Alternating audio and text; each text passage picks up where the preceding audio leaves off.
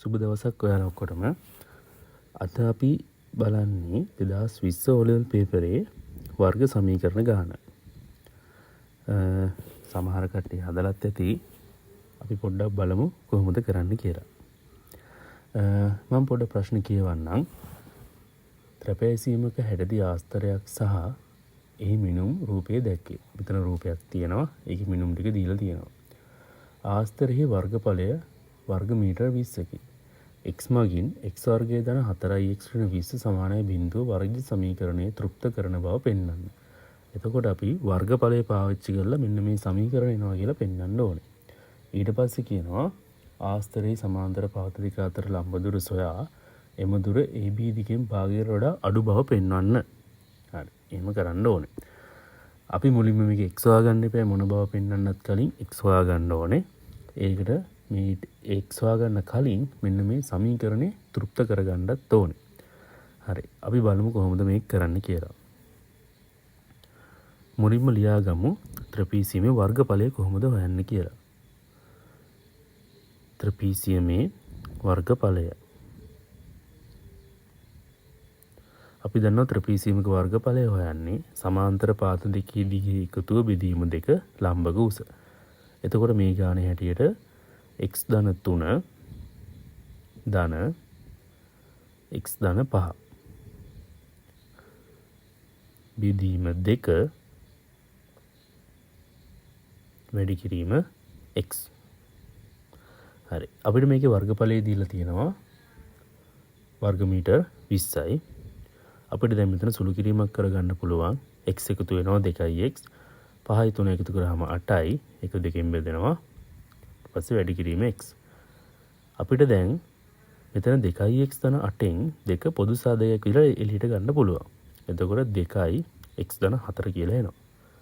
දැන් පොදු සාධකයක් වන 2 බෙදීම දෙකෙන් කැපෙනවා. එතකොට අපිට ඉතුරු වෙනවා 20 සමානයි x ධන 4 වරක් x.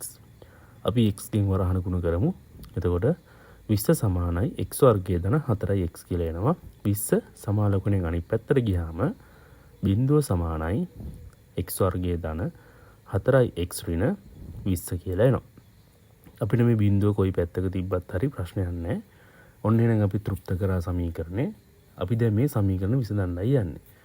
මේ වර්ග සමීකරණ විසඳන්න ක්‍රම දෙකක් තියෙනවා. ඔකුල ඉගෙනගෙන ඇති. අපි පළවෙනි ක්‍රමයේ විදිහට වර්ග පූර්ණයෙන් කරන්න කොහොමද කියලා බලමු.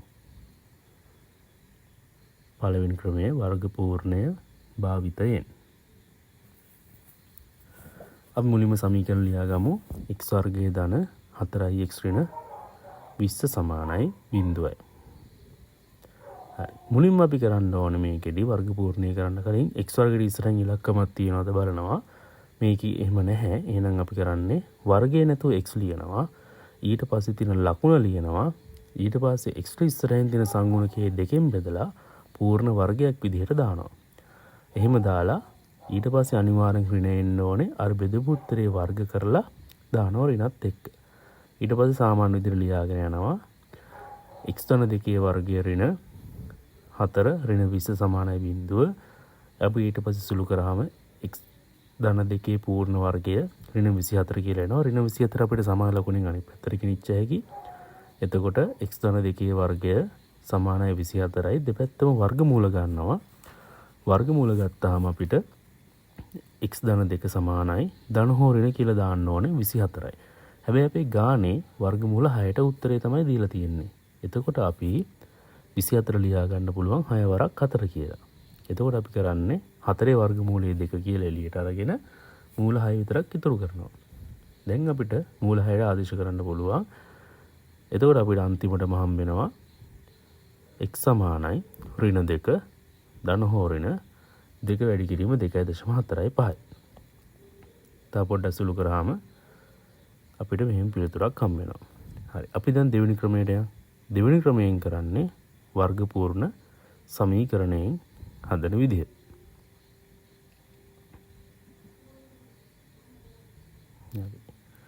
අපි මුලින්ම වර්ග පූර්ණ සමීකරණ ලියන් ඉමු. x සමානයි ඍණ b ධන හෝ ඍණ b වර්ගය ඍණ 4යි ac බෙදීම 2a. අනිවාර්යෙන් මේ සමීකරණ ලියන්න ඕනේ. මොකද මේ සමීකරණ ලකුණක් අපේනවා. ඊට පස්සේ අපි අපේ සමීකරණ ලියාගමු.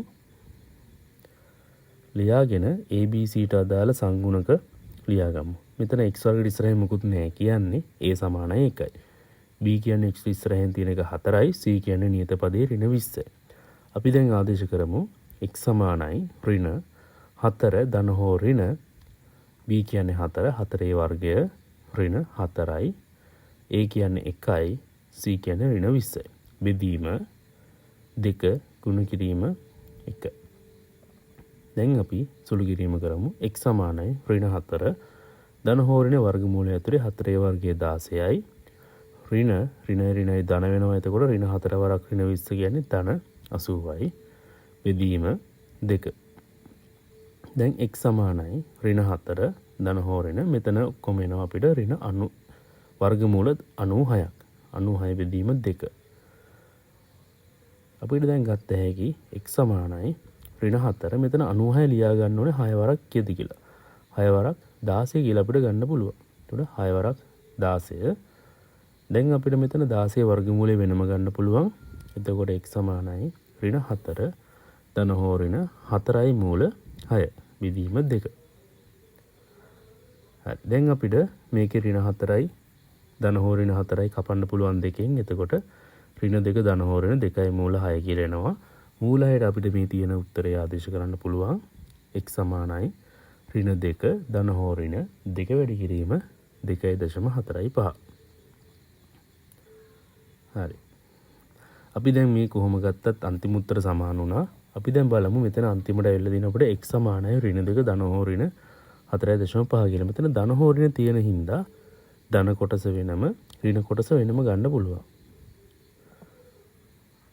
අපි දන්නවා x වර්ගයේ සමීකරණයක් තියෙනකොට අනිවාර්යෙන් උත්තර දෙකක් අවශ්‍යයි. හරි. දැන් ඒතකොට අපිට මෙතනින් එක උත්තරයක් එනවා ධන 2.9යි. තව උත්තරයක් එනවා ඍණ 6.9යි කියලා. මේකෙන් අපි ඍණ 6.9 අතාරිනවා. ධන 2.9 විතරක් ගන්නවා. ඒකට හේතුව ඍණ 6.9 කියන්නේ මෙතන ලම්බ උස. ලම්බ උස කියන්නේ x. එතකොට ලම්බ උසක් ඍණ වෙන්න බැරි හින්දා අපිට ඍණ අගය අතාරින්න පුළුවන්. එතකොට අපිට ධන අගය විතරයි ගන්න පුළුවන්.